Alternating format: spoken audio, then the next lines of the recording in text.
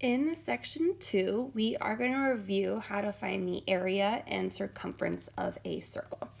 Just going to review, area is the region enclosed inside a circle. And the area of a circle is given by the formula pi r squared. And then circumference is the distance around a circle. You can kind of think of it as perimeter, which there are two formulas for. So circumference is either 2 pi r or circumference is pi times the diameter.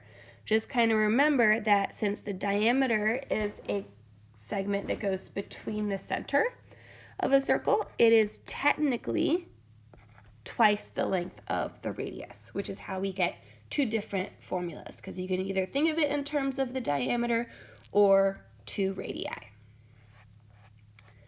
Alright, so let's look at some examples. So a circle has a radius of 3 feet. Find the exact area and circumference. So the key thing here is the word exact. So whenever it says exact, you want to leave your answer in terms of pi. So no decimals, only whole numbers and pi. So for the area, we're going to do pi times our radius, which is 3 squared. And 3 squared is 9, so my area is going to be 9 pi. And then I do need to put units. So units for area are square units. So it's 9 pi feet squared. For the circumference, since I'm given the radius, I'm going to use my formula that includes the radius. So I'm going to do 2 pi times my radius of 3.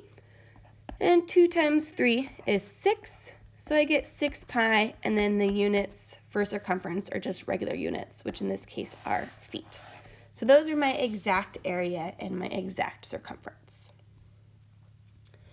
For our second example, we have that a circle has a radius of 8 centimeters. Find the area and circumference to 2 decimal places.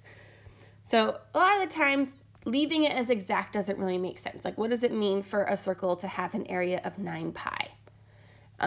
So we like to think in terms of decimals. So in this case, my area is going to be pi times 8 squared.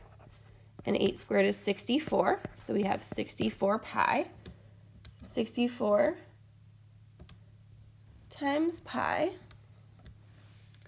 gives us an area of 201.06 centimeters squared. And for my circumference, 2 pi times my radius of 8 gives us a circumference of 16 pi, which we're going to do 16 times pi. And we're going to get a circumference of 50.27 centimeters.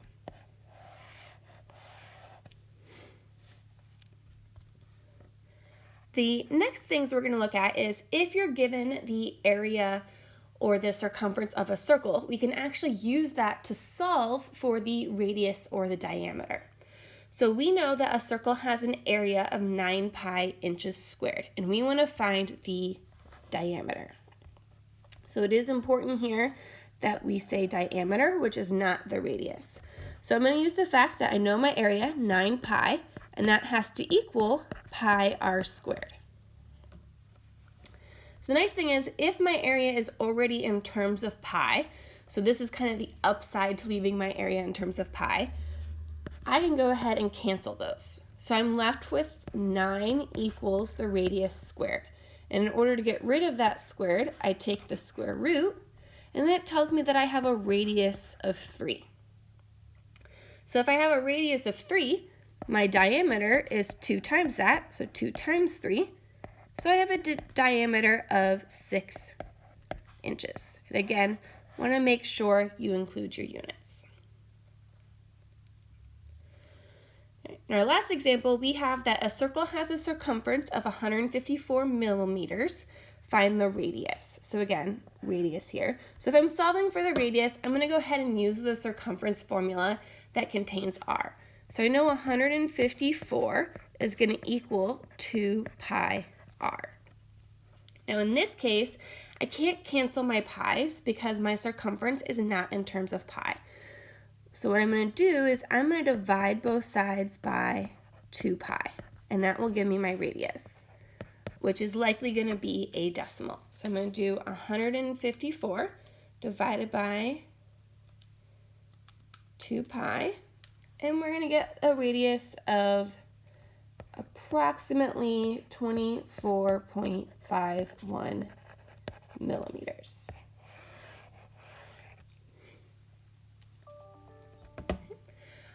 So this is just a brief review of area and circumference. Let me know if you have any questions.